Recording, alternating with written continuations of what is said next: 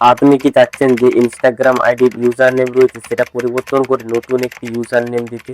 তাহলে কিন্তু এই ভিডিওটা আজকে আপনার জন্য। কারণ আজকে আমি তোমাদেরকে এই ভিডিওতে দেখাবো যে তোমরা কিভাবে ইনস্টাগ্রামের ইউজার নেম চেঞ্জ করবে। তো তার জন্য সিম্পলি তোমাদেরকে কি করতে হবে, ইনস্টাগ্রামটি কিন্তু ওপেন করে ফেলতে হবে। তো দেখতে পাচ্ছ আমি কিন্তু ইনস্টাগ্রাম অ্যাপটি ওপেন করে ফেলেছি। তো ওপেন করে ফেলার পর তোমাদেরকে প্রথম যে কাজ রয়েছে, তোমাদের যে ইনস্টাগ্রামের লোগো রয়েছে শুধু সেই লোগোটাই কিন্তু ক্লিক করে ফেলতে হবে। তো দেখতে পাচ্ছ আমি কিন্তু আমার যে লোগো রয়েছে ইনস্টাগ্রামে সেই লোগো অপশানে কিন্তু ক্লিক করে ফেলছি।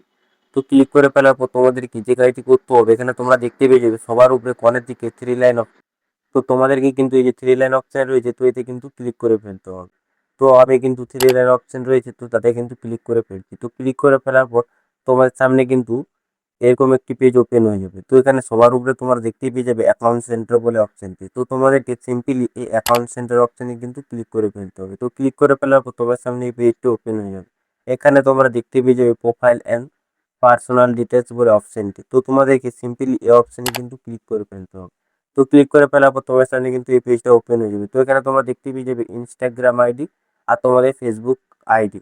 যেহেতু আমরা ইনস্টাগ্রামে ইউজার নেম চেঞ্জ করবো তাই যে ইনস্টাগ্রাম আইডিটাই কিন্তু ক্লিক করে ফেলবো। তো আমি কিন্তু ইনস্টাগ্রাম আইডিটাই ক্লিক করে ফেলবো। তো আমি এতে ক্লিক করে ফেলছি।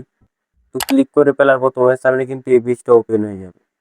তো এখানে তোমার দেখতে পারবে name, user name, profile picture.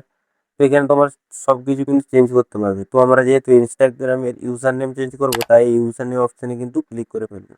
তো ক্লিক করে ফেলার পর তোমার সামনে কিন্তু এরকম একটি পেজ ওপেন হয়ে যাবে। তো এখানে তোমরা দেখতে পেয়ে যাবে তোমাদের আগের ইউজার নেমটি রয়েছে। তো এইটিকে ক্লিক করে আগের ইউজার নেমটি তোমাকে কাট করে ফেলতে হবে।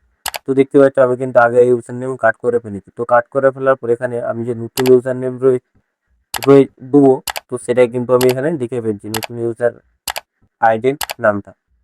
তো আমি কিন্তু এখানে লিখে ফেলছি। তো এখানে তোমাদেরকে ঠিকঠাকভাবে কিন্তু লিখে ফেলতে হবে। লিখে ফেলার পর এখানে তোমরা দেখতে পেয়ে যাবে সাইডে এখানে তোমাদেরকে একটা গোল টিক চিহ্ন আসবে। তো তোমাদেরকে টিক চিহ্ন আসার মানে হলো তোমাদের ইউজার নেমটা ঠিকঠাকভাবে হয়ে গেছে। তো তোমাদেরকে তারপরে এই যে ডান অপশন রয়েছে, তো ডান অপশানে কিন্তু ক্লিক করে তোমাদেরকে ইউজার নেম আইডি চেঞ্জ করে ফেলতে হবে। তো চলো বন্ধুরা এই ভিডিওটা এই পর্যন্তই, দেখা হচ্ছে এরপরের ভিডিওতে। তো চলো।